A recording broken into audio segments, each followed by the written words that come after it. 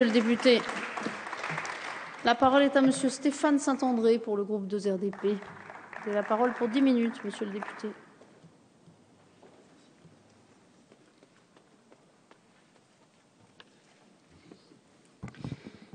Madame la Présidente, Monsieur le Ministre, chers collègues, René Char écrivait que résistance n'est qu'espérance. En juin 1940, quand l'Allemagne s'imposait en vainqueur, que notre pays ressentait l'humiliation de la défaite et allait connaître l'envahissement et le joug de l'occupation, l'espérance que la France retrouve sa liberté, sa dignité et son intégrité était portée par les résistants de la première heure. Animés d'une détermination sans faille, persuadés de la légitimité de leur combat, ils s'engagèrent au nom de cette haute et noble cause. Le plus souvent spontanée, modeste et éparse sur tout le territoire, cette première résistance s'annonça décisive car elle dressa les premiers obstacles à l'exploitation et à la résignation du peuple français. C'est ainsi que dans le Nord-Pas-de-Calais, elle fut un phénomène d'importance dans une région qui souffrit beaucoup du sentiment d'abandon, d'une lourde présence allemande, des difficultés de la vie quotidienne et des bombardements. En effet, quand en mai 1940, l'Allemagne lance son offensive à l'ouest, après avoir envahi la Hollande et la Belgique, les troupes allemandes, dont la redoutable division Totenkopf, commettent de terribles exactions sur les populations, comme à Courrières, à Oigny, pour ne citer qu'elles. L'armistice signé, le Nord et le Pas-de-Calais sont déclarés zone interdite, coupés du reste de la France sous tutelle directe de la Wehrmacht. Car cette région industrialisée présente un intérêt économique important pour l'occupant, décidé à remettre rapidement l'appareil de production en marche. Très vite, les mines retrouvent leur activité et afin d'en accroître les rendements au détriment des mineurs, les journées de travail sont allongées, les pauses supprimées, tandis que les salaires sont bloqués.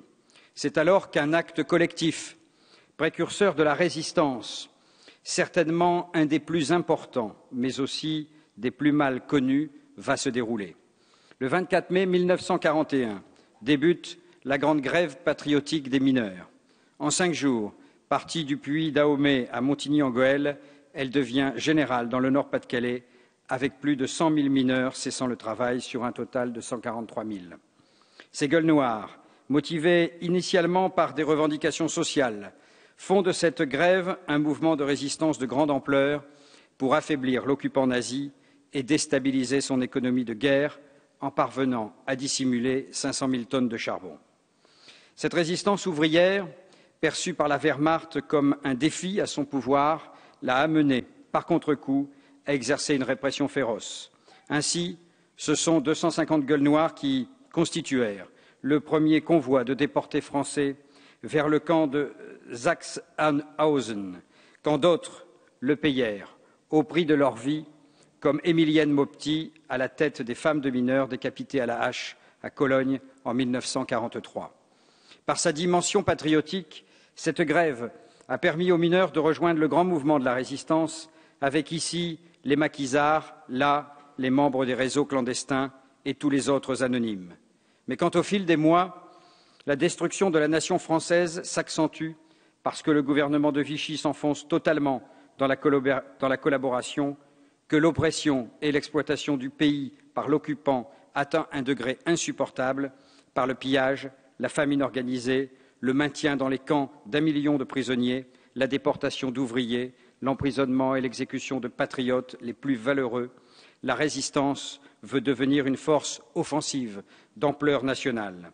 Cependant, il faudra des mois pour que réticence et opposition soient surmontées au cours de multiples et dangereux contacts. Car la résistance demeure longtemps plurielle. Chaque organisation a ses caractéristiques propres. Les conceptions du combat, les visions de la France libérée y sont différentes, parfois opposées. Le processus de rapprochement s'accélère en 1943. Jean Moulin y joue un rôle crucial. Préfet de sensibilité radicale, il est entré en contact avec la résistance française après avoir entendu l'appel du général de Gaulle du 18 juin 1940. Devenu en janvier 1942 le représentant du chef de la France libre auprès des mouvements de résistance, il parvient finalement à les unifier à Paris en Conseil national de la résistance lors de la réunion historique du 27 mai 1943. Malgré les sensibilités différentes réunies par lui autour de la table, à savoir 8 représentants des mouvements de la résistance, 6 représentants des principaux partis politiques de la Troisième République et 2 représentants des syndicats les plus importants d'avant-guerre, c'est l'exigence de l'unité qui l'emporte et qui rassemble, avec comme objectif la reconquête de l'indépendance nationale.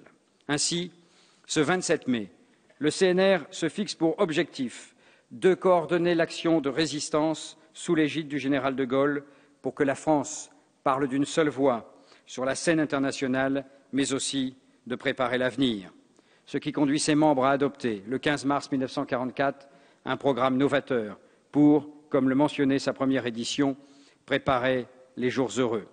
Il s'élabore autour d'un programme d'action immédiate, appelant à l'engagement massif des Français dans un combat incessant et multiforme contre l'oppresseur, et par des mesures à appliquer pour la libération du territoire, dessinant dans les domaines politiques, sociaux, économiques, les traits d'une République nouvelle profondément démocratisée autour d'un ordre social plus juste. Les grandes réformes qui ont été accomplies au lendemain de la Seconde Guerre mondiale se sont inspirées de ce programme. Nous en avons hérité aujourd'hui un plan complet de sécurité sociale, le droit de vote des femmes, le droit au travail, les comités d'entreprise, les nationalisations, la modernisation de la presse, la garantie d'un niveau de salaire.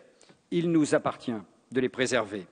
Tout comme la défense des valeurs patriotiques, démocratiques et humanistes, la lutte contre les regains d'idéologie fasciste et la défense de la paix.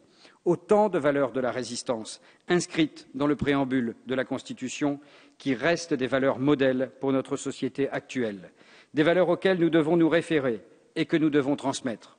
Notre devoir de mémoire est aussi de reconnaître les services rendus par cette armée des ombres que Joseph Kessel a célébré dans son livre. Jamais la France n'a fait guerre plus haute et plus belle que celle des caves où s'impriment ses journaux libres, des terrains nocturnes et des criques secrètes où elle reçoit ses amis libres et d'où partent ses enfants libres, des cellules de torture où, malgré les tenailles, les épingles rougies au feu et les os broyés, des Français meurent en hommes libres. À l'instar de Jean Moulin, sont morts en hommes libres 20 000 résistants des forces françaises de l'intérieur tués au combat, 30 000 autres fusillés et plus de 60 000 déportés dans les camps. L'exemple de ce courage et de ce civisme, de ces combattants de la liberté, est un élément fondateur de la mémoire nationale.